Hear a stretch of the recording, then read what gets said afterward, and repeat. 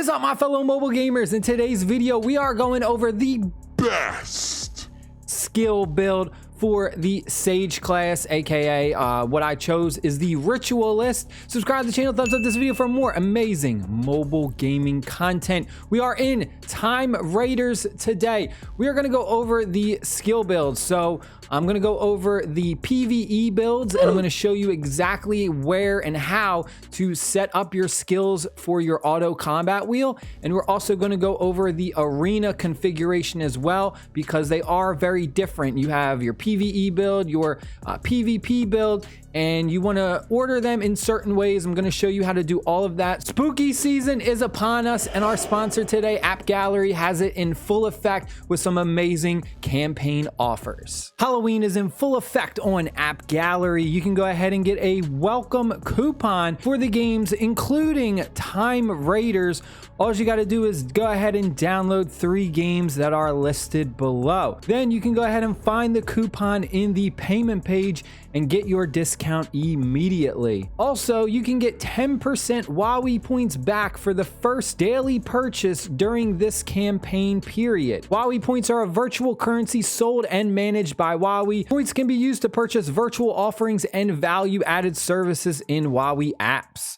1 WoWie point is equal to €1 or your local currency. When checking out on the payment page, there is a one payment method called WoWie points. That's where you can go ahead and use those to do in-game purchases. Next, I'm going to show you how to download and install AppGallery. We're going to go to the website. We are going to click download and install AppGallery. Then for selecting a country, make sure you put Italy no matter where you live. We're going to sign up using an email address. We're going to create one. Then we are going to do verification with our phone number. And then we are in. There it is. All of your favorite apps, your mobile games. The best part about it is the rewards and the gifts.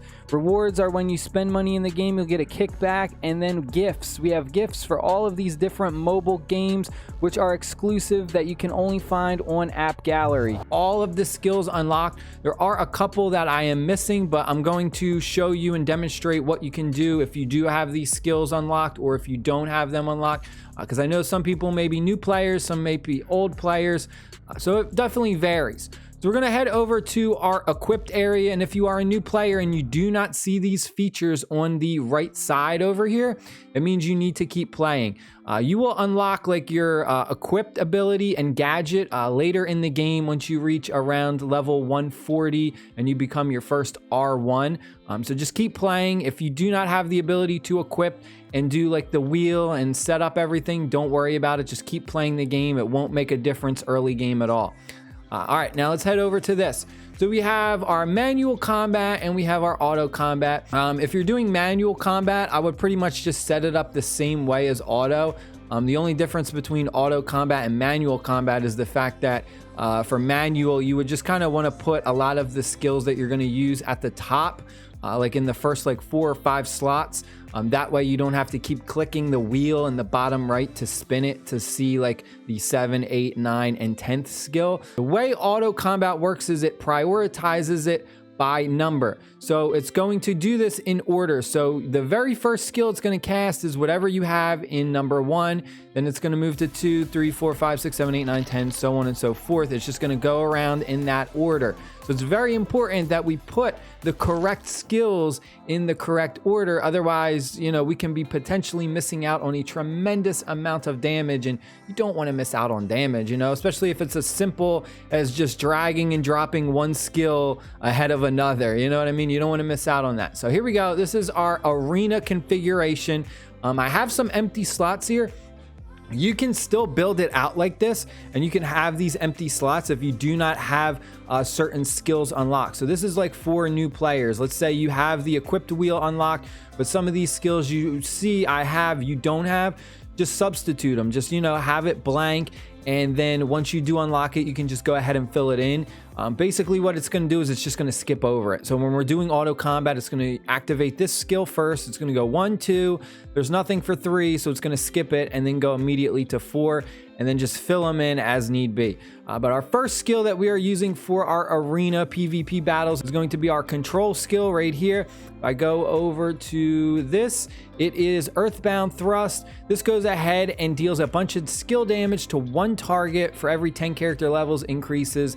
But more importantly, the target will be rooted for 1.5 seconds. This is so important. We want to use this immediately, right off the bat. We want to root our enemy so that they cannot move and go crazy and start, dodging our attacks and stuff. And that's one thing that's very underrated in this game, needs to be put more emphasis on, is the fact that when you are in an auto combat, you can still use the dodge effect.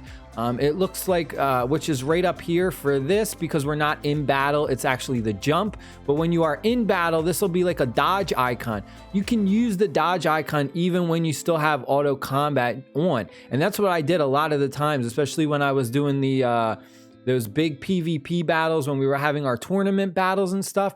I'd have it set on auto, and then I would just use this to try and dodge the enemy's big skill attacks. And you'd be surprised, it actually does help. If you time it right, you can actually have a lot of their damage miss you completely. So then our second skill is going to be another root. Now, I'm not quite sure why it says stun in the top right. Like, see how this one says control and this one says stun? They literally do the same thing. If we take a look, this right here, it also does a root. Each damage instance has a 15% chance to root the enemy, and it says AoE stun. The next skill we want to take is abstract. Now this I do not have unlocked yet, so we're going to go over to our skills, and it is this one right here. It has a 60-second cooldown, so it's a very, very long cooldown.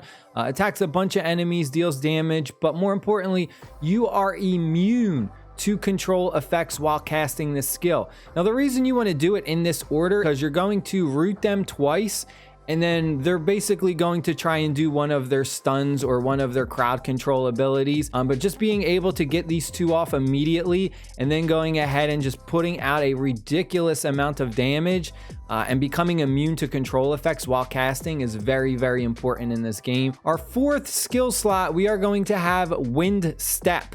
This is a very, very important skill, especially for PvP battles. We take a look, Wind Step blinks forward, so this is getting our repositioning. So this is helping us move around the battlefield a lot faster, but more importantly, we are going to recover a percentage of our HP, and we have a 5% chance to deal 2 times the damage lasting 4 seconds. If you go ahead and awaken this ability, you have a 5% chance to recover your HP to full. This is so ridiculous when it comes to PvP battles. Can you imagine when you're in a PvP arena and your health is so low and you go ahead and you pop Wind Step and your health just goes do all the way back to full? I mean, your enemy basically just cries. And then our fifth skill right here is going to be Array Judgment. It's a very strong skill for us.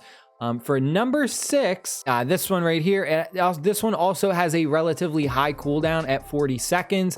Deals a bunch of damage to 6 targets. If fatal crit is triggered, the skill cooldown has a 30% chance to be cleared. So you can basically spam this twice if it triggers, and it just puts out a ridiculous amount of damage once it's leveled up. I mean, look at that, skill damage increased to 450%.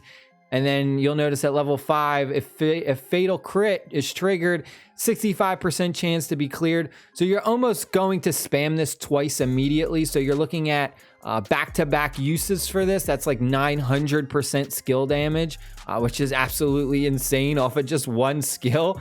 And then our 7, 8, and 9, this you can kind of take these out. These are more for PvE.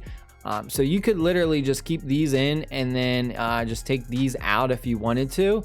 What that does is it means that once one of these are refreshed, it will immediately cycle back to number 1. So that's why you don't want to have like your wheel completely filled. because you don't want to have like just random skills in here.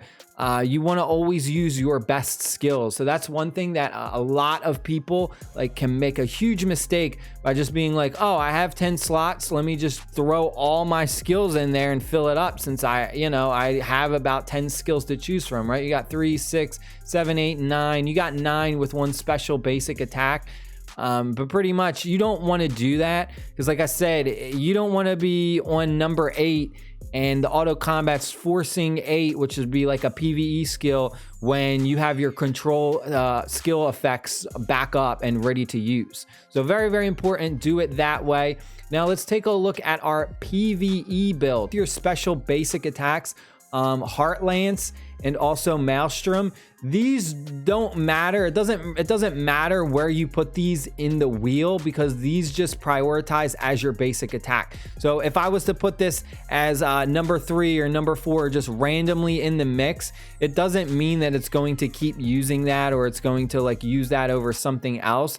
This is strictly just going to trigger if your character would do a basic attack. For our first PVE skill, we are going to take Divine Sweep.